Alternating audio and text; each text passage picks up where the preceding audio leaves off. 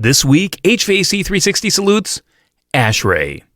With more than 57,000 members from over 132 nations, ASHRAE is a diverse organization dedicated to advancing the arts and sciences of heating, ventilating, air conditioning, and refrigeration to serve humanity and promote a sustainable world. Thank you, ASHRAE, and especially to all the great ASHRAE volunteers for all that you do.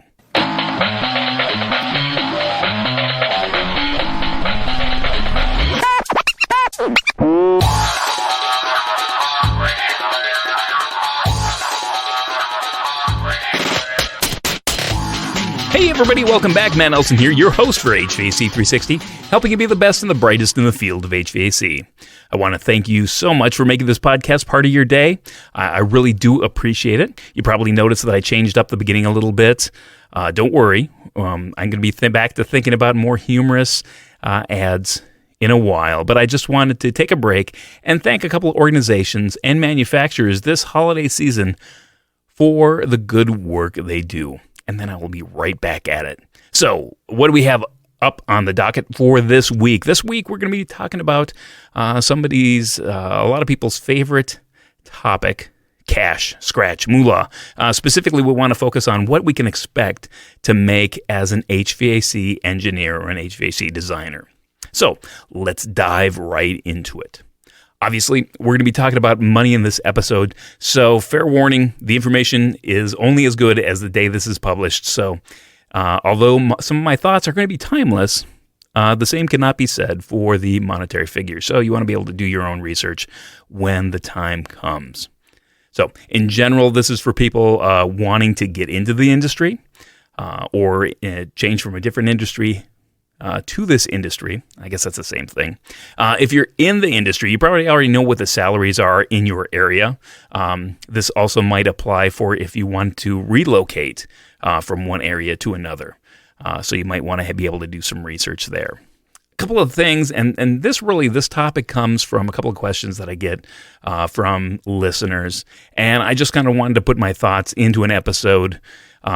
Although it may not necessarily be the most cohesive and definitive episode that I've ever produced, but I just wanted to get this out there and share some thoughts with you. So I think it's important to really know your situation. You know, are you picking a career? Are you right at the beginning? Or are you in a career that you don't like, that you want to make a change? This is a great career to do that with because it's one of those careers that is not labor intensive. It's all in your head. So use your mind, not your back, is a favorite saying of mine. And this is definitely one of those occupations that you can do that with.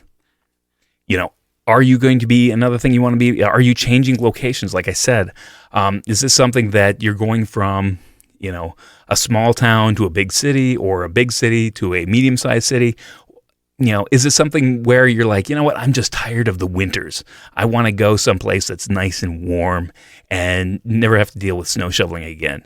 That, in fact, might be the case. Or, I just want to go back to where I grew up. I mean, it's simple as that. I get those questions, quite a bit.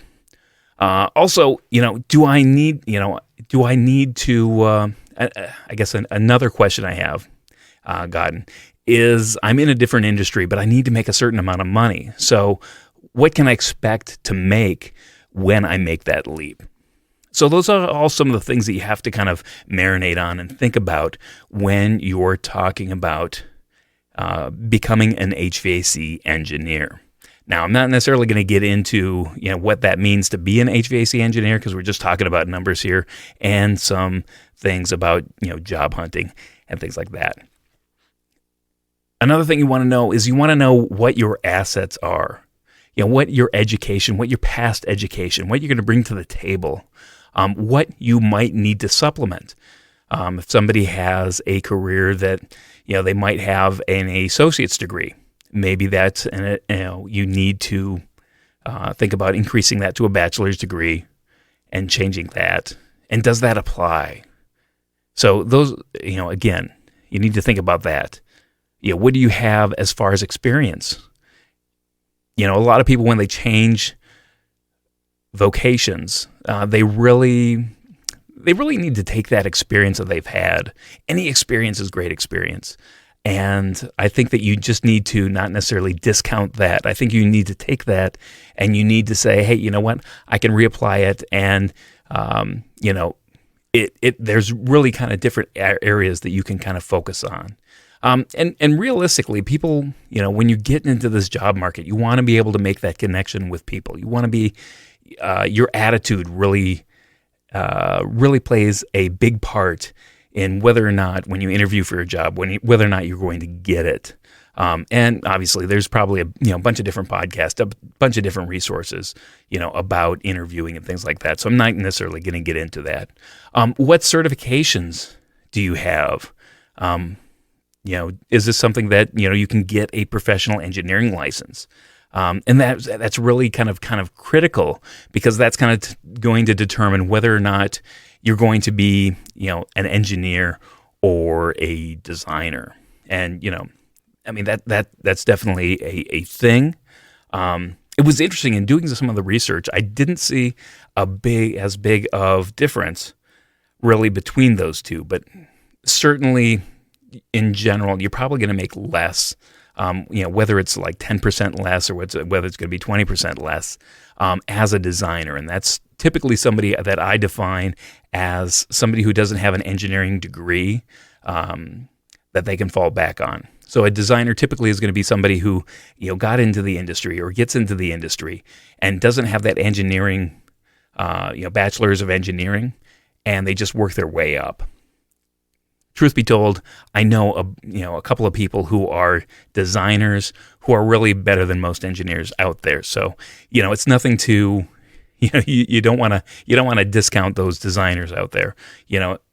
Obviously a designer who busts their ass and really does a good job in learning can trump an engineer any day. It's all about the details. It's all about knowing your stuff and getting in there and applying it. So really, I guess another thing that you need to know is you need to know what your goals are. Where, is this a monetary goal that you're trying to achieve? Is this a location that you're trying to achieve? Is this, are you trying to, move into a principal position or an ownership position? Is that something that you want to achieve? It's important to know where you want to go, where you want to end up, because you can take where you are now and that thought process, know when you need to go and kind of develop a path. And that's going to be important, because if you identify hurdles along the way, like, hey, you know what, I don't have a bachelor's in engineering and I want to become a professional engineer, that's going to be something that might be a little bit difficult to overcome. Obviously, there are different kind of, or different variations on becoming a designer. A lot of people think, being a designer, designing systems, it's all great, and it certainly is fun. But there are some things out there, whether it be project management, whether it be construction management, or whether it be commissioning even. These are some of the things that kind of, are very close knit and in close relationship to being a HVAC designer, HVAC engineer. So those are all the things that you can kind of think about. Now let's get into the range of pay. So first off, obviously, I always encourage people to do their own research. What I did is I jumped online and I went to Glassdoor.com and Indeed.com, just kind of random job websites. That'll give you kind of what's the low end, what's the high end, what's the median. And obviously this certainly depends on, your experience, what your background is, what your education is, and all those things. But typically, so for instance, I broke it down into a designer and engineer. For Glassdoor, they said, the low end would be like, $36,000. A median salary would be $68,000, and the high end would be $81,000. Again, I'll comment on these numbers just after just after I put that down. So Indeed had a little bit of higher starting salary of $54,000, median, which is higher at $72,000, and a high end with lots of experience being $91,000, where you can kind of peak out at. Now, engineers were in general, they're probably about $5,000 to $10,000 higher. So for Glassdoor, the engineer was for the low end was $57,000 as an entry level, probably. Median was $75,000, and high end was $106,000. For Indeed, it was low end of $56,000, which is about the same. $80,000, which was the median, and $94,000. So again, all these numbers are great. You're looking at anywhere from entry level of around 45 to 55, say, and you're probably in the neighborhood of around 75,000 for a middle of the road, and high end, you could be making six figures. Once you really put in your time in the industry, and certainly things like that. Now, obviously, the one thing, and I guess one of the things that I'll kind of say is that entry level is going to be 0 to 3 years. You break down these time frames.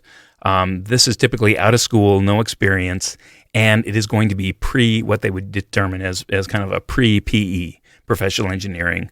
That's going to be kind of your first chunk. That's going to be your first group that you'd fall into if you're getting into the industry. Now, if you had 5 to 7 years experience, that's going to kind of be in the, you just got your license, you have a bit more experience, you could probably run things on your own. And that is kind of your median area. So if you're looking at it from a time frame standpoint, 5 to 7 years, you really could, that's kind of where the median is. Obviously that could go up to 10 years. But once you get into that 10 to 12 to 15 years of experience, now you're starting to get into that higher end of the range. So if you're wondering exactly where those ranges start and stop and end, in general, that's going to be where that is. Now, that is very location dependent. Obviously, and I guess I probably should have said this a little bit in the front end, I'm talking about these are all numbers that are U.S. based, U.S. dollars, U.S. locations, U.S. jobs that I'm looking at. And for the vast majority of my listeners, it really does apply.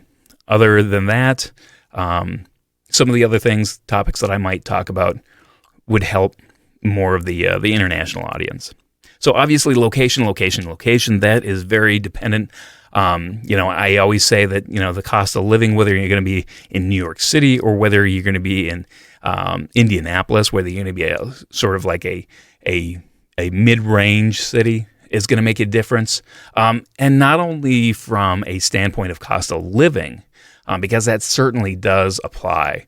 Obviously $100,000 or, six figures in Cleveland goes a lot farther than six figures in $100,000 in New York City. So a lot of things, a lot of benefits, and that's something that you probably want to think about, because this is very portable.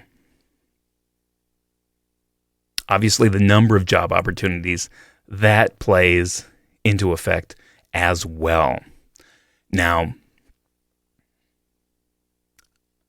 a couple of things that I want to point out is once you're in, obviously you want to make yourself more valuable. Not only is that time frame, but the more that you know, the more that you learn, the more valuable you're going to be. So you really want to invest in yourself, and that is going to pay dividends throughout your career. And understand that it's not your employer's job to do that for you. Obviously, there's probably going to be some help, some assistance from their side to accomplish this goal in learning and knowing what you're doing. But you really want to be able to do and know a lot about what you're doing. and different systems, different pieces of equipment. So it's always good, and that's one of the things that I use HVAC 360 for, is just to kind of convey the different types of systems that you're going to be seeing out there, the different types of equipment that you're going to be seeing out there, and some of the things that you need to necessarily watch out for. That's really super. Oh, excuse me.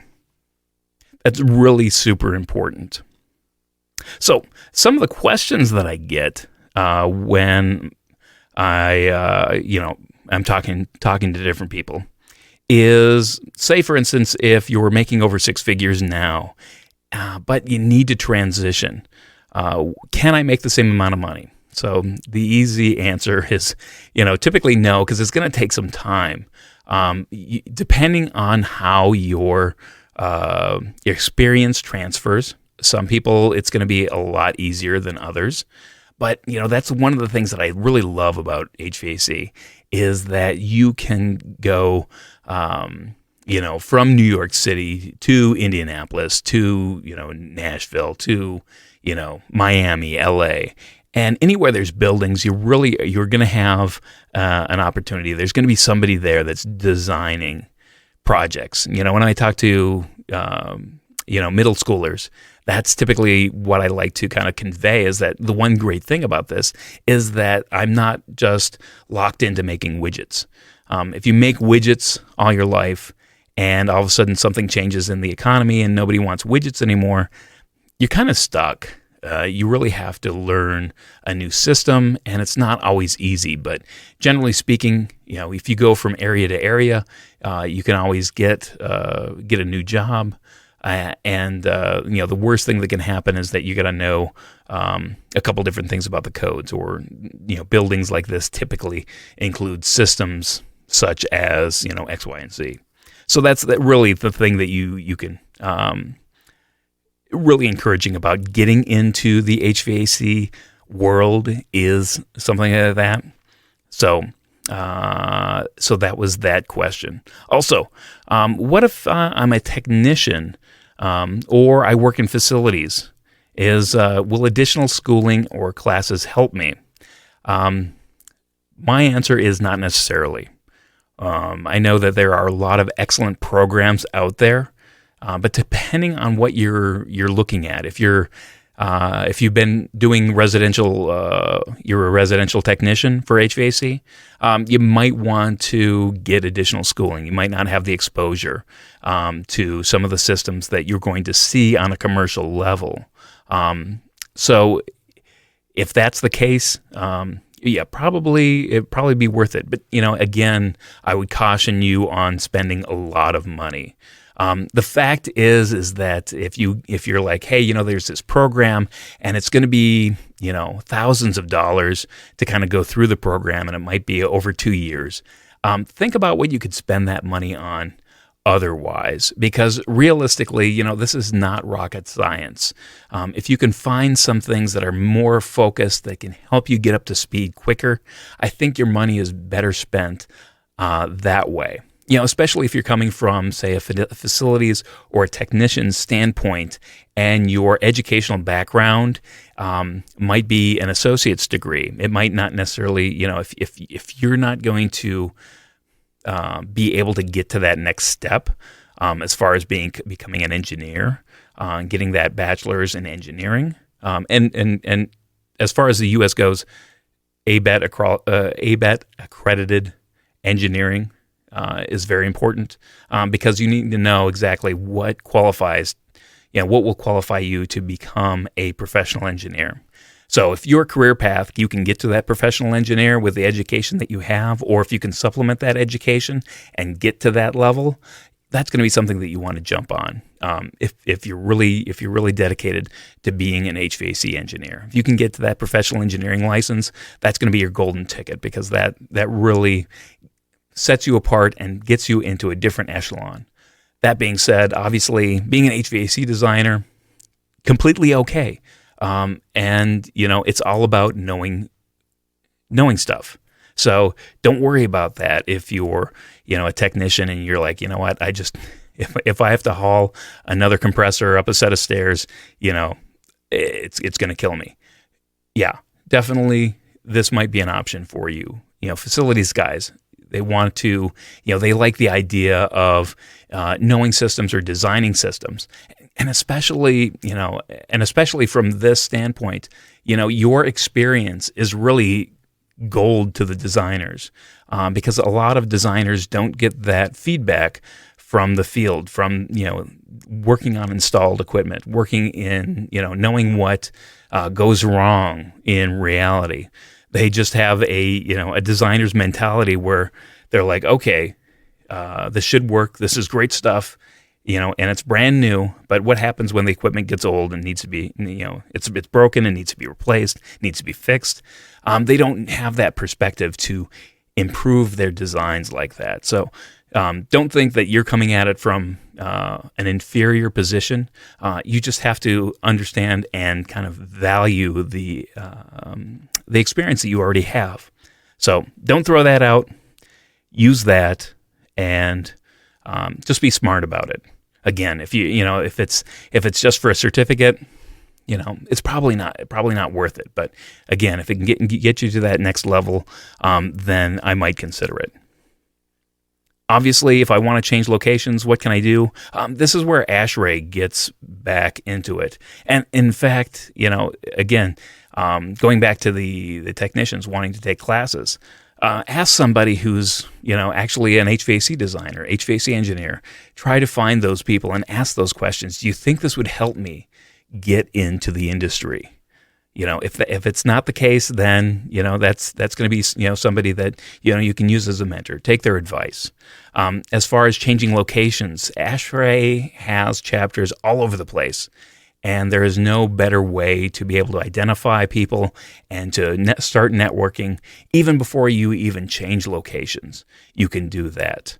And that is, obviously super cool. I mean, it's ASHRAE is a volunteer organization, especially at the local chapter level. Just get in there, and this is not a ton of work. What it does is it gives you a great network of people who are committed in the area to be able to expand your knowledge and really get in there. I mean, everybody, once you become somebody, you're kind of labeled, if you're a new person and you are labeled as somebody who's going to get in there and help and volunteer, people want to do stuff for you. So that really can be a bonus in changing locations. Also, you want to be able to identify the area. You want to research good firms to work for. Again, great time to ask some of the people that you've networked with at ASHRAE to be able to say, hey, where are the good engineering firms? There are some engineering firms out there that it may not be your cup of tea. It may not necessarily be what you want to do. There are firms out there, and not all firms are the same, because you're going to get firms that do a lot of retail projects. And the one thing you want to know and realize is that depending on what type of project they do, you're going to have a different pace. Like retail projects, they're going to be they're going to be towards the cookie cutter end. They're going to be a variation on a theme. They know what they want to do. They're going to do it fast. They're going to put in the information. And it's all about doing it quickly and doing it, a really good job at it. And there are some firms that is their niche. So different firms have niches. And there are firms out there that just do, healthcare, that just do education. There are firms out there that are going to be, and this is one of the things that, for relocation, is there a firm where you want to move to? Say, for instance, you want to be able to move. You're working in San Francisco now, and you want to move to LA. Well, is there a company that actually has a office in LA and also in San Francisco? So can you get a job today working in San Francisco and then transfer down to LA? Is that one of those things that you can kind of pull off? I mean, there are firms out there that are larger that have different offices all over the country. So that might be something that you want to do. I mean, and it doesn't necessarily have to be within California. It could be like, hey, I'm in San Francisco. I want to go to New York. And that, in fact, could be your ticket to being relocated, and relocated easily. So those are some of the things that you can definitely take a look at. A lot of times too, when you're looking to change locations, I want to point this out, that firms in general, this is a broad sweeping statement, so take it with a grain of salt. Firms in general don't really do a great job with, depending on their size, with advertising jobs. It might be a case where you have managers who go, they just think to themselves, hey, if I could hire more engineers, I would do it today. If I could find the right people, I would do it today. But they never advertise, or they advertise in a place that people don't look, so it doesn't help them out.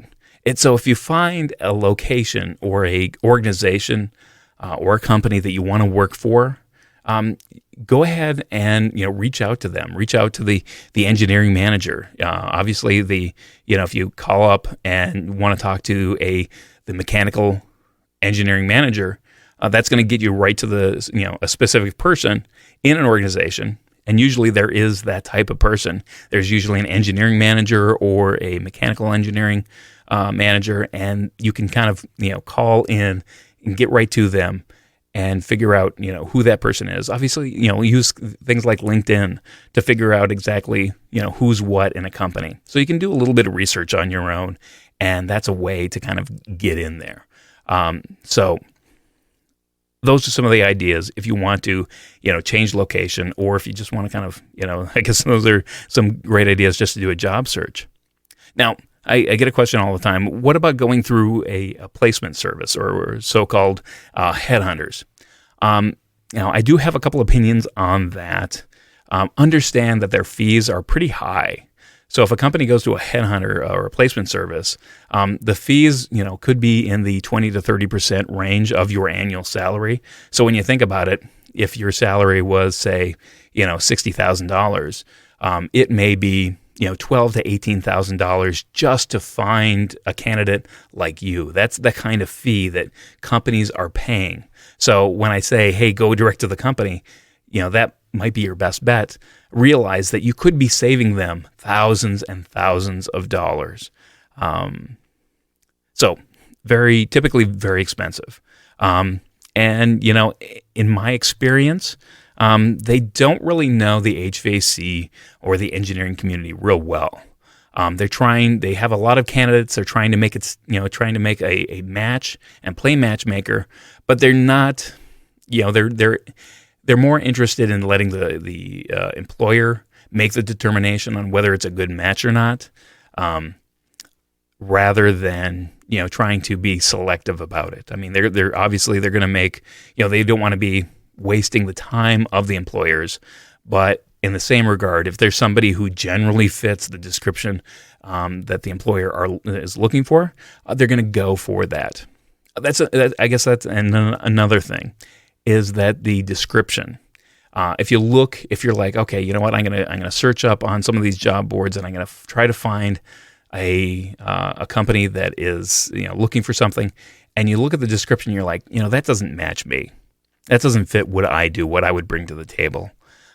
Go for it anyway. Start the conversation. If you're a good candidate, they might try to make you fit.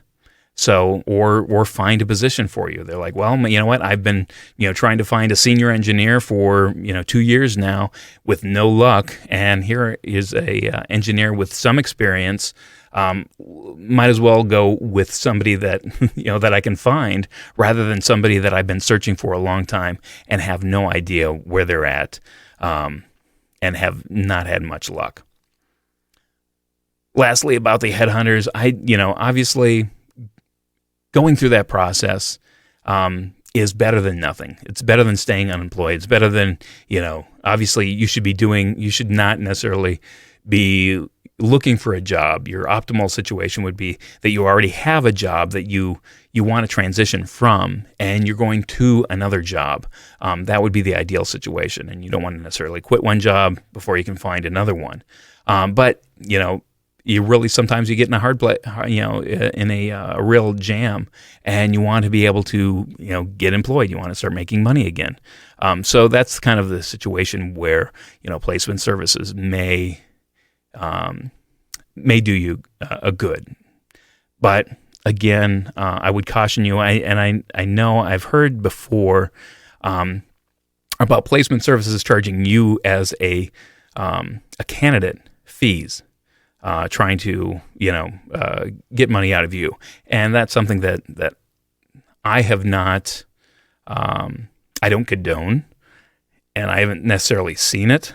I've heard about it, but if you get into a situation like that, I would kind of step back and say, you know what, I'm going to try different routes, because there are multiple headhunters out there, search firms, professional recruiting firms that are going to go out there, and they're not going to charge you a fee to find you a job. That is the last thing that you want to be able to, or that you want to do. That's why some of the fees are, pretty high on the employer side, is because, they're the ones that, have the need of finding somebody, and they really, the companies have the deeper pockets as opposed to employees. All right. Hope you have learned something. Thanks so much for listening. If you know somebody who's looking for this type of knowledge, consider passing this episode along. This, by far, is the best thing, really, that you can do for me, for HVAC 360, and for the whole group. If you want to do something more, here's 3 simple asks that you could do. If you're not a subscriber, consider joining the growing community of people just like you over at HVAC360.com and signing up for my weekly newsletter, where I share more things with you. Obviously, I'd ask you to subscribe to the YouTube channel that we're trying to kick off and get going. And lastly, I'd be greatly honored anybody who wanted to leave me a rating and review on Apple Podcasts. So, all right. Well, that's a wrap for this episode of HVAC 360. I'm Matt Nelson, helping you be the best and the brightest in the field of HVAC. And as always, know what you build and share what you know.